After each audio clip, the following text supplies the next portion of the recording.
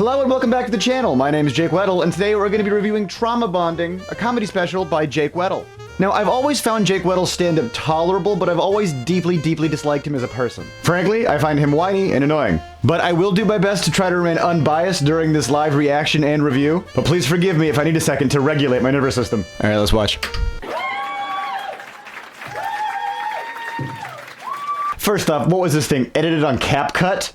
Jesus, man, learn how to edit.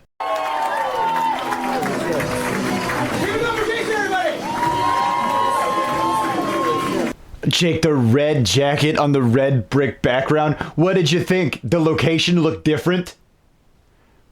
Did you think your red was gonna pop on what you thought was a blue background? I'm not singing it. And the production on this thing, it looks like you have one camera set up and then a cell phone set up, and it sounds like you're using audio from a lapel you got off a TikTok shop. You had 2 months to find a videographer, and you just didn't? Jake, come on, brother. Hipster thing, ended up getting pedophiles intern, I get it, you know?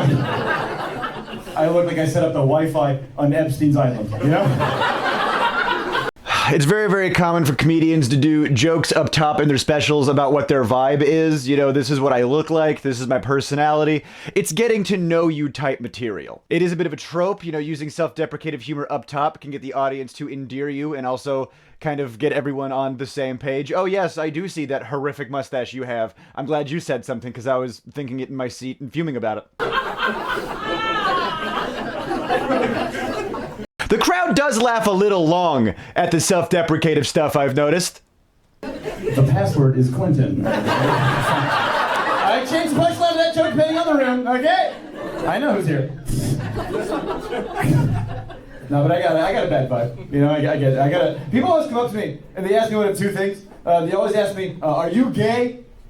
And are you on coke? And my answer to both is not right now. I got nothing on that, that's just a good joke. You know, Jake, normally I don't date men because they're too aggressive and masculine. But not you, Jake. No, Jake, you like to drink wine and cry. You don't give off big dick energy. You give off little spoon energy, actually. I was laying in bed with this one girl, and she had her hand on my back, just like this, and she said, right here, you feel just like a woman. Now here it seems like what Jake is doing is leaning into the biggest crybaby on YouTube trope. You see, he's got all these bits about how he's like a raging pussy and a bitch, and he cries a lot and is emotionally vulnerable. And most people in his life, especially women, tell him this. Now, contrary to popular belief, this is not a new pivot. Jake has been a bitch his entire life. Now, YouTube may have just caught on, but this has been Jake's branding for about a decade. I mean, if it ain't broke, don't fix it, but at this point, I think it's getting a little trite. I was the only straight white guy at the party, and I go take a group photo. I'm in the group photo, you know? I'm like, yeah, okay.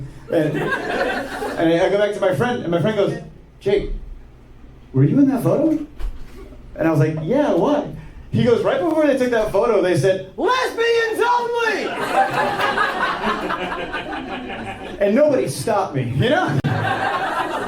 Again, we have another straight white male comic stealing the valor from LGBTQ communities. It doesn't matter if you're poly or have a mullet. You cannot escape your heteronormativity, no matter how hard you try.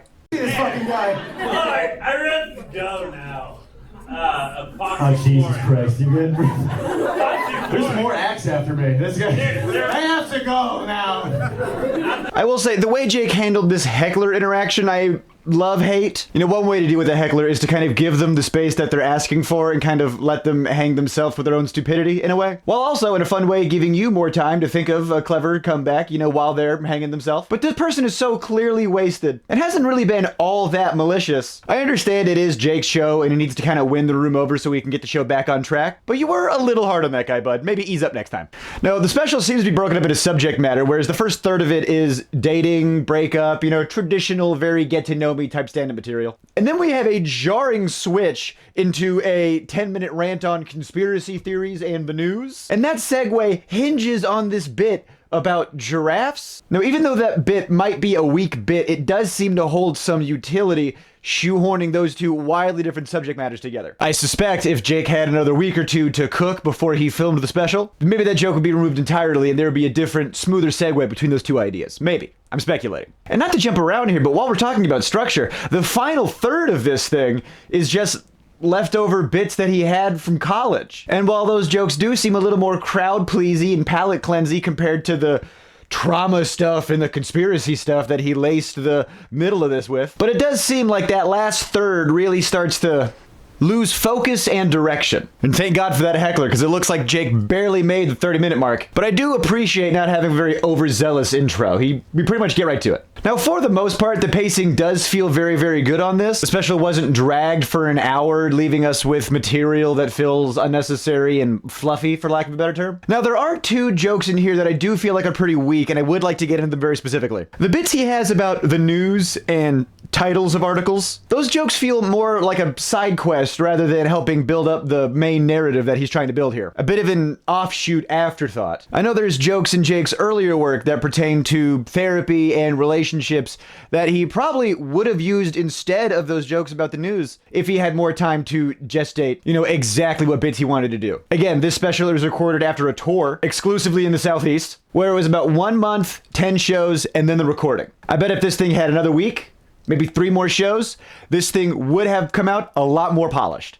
And maybe if he actually invested some money into the production, Jake, hey, where'd that 50K go, brother? While some parts of the actual comedy execution do feel very professional, I gotta say, this special is really, really held back by the amateur production and the fact that I feel like it would have been a lot better if it had just a little longer to cook. Now, based on your preference, that might be part of the charm, and maybe you like that it's a little grungy and lo-fi, or maybe you're of the mindset that just recording 30 minutes of your stand-up and getting a second camera angle and uploading it to YouTube and just calling that a special is a bit of a marketing ploy. Either way, Jake Weddle still really rubs me the wrong way, and I will not be returning to this special anytime soon.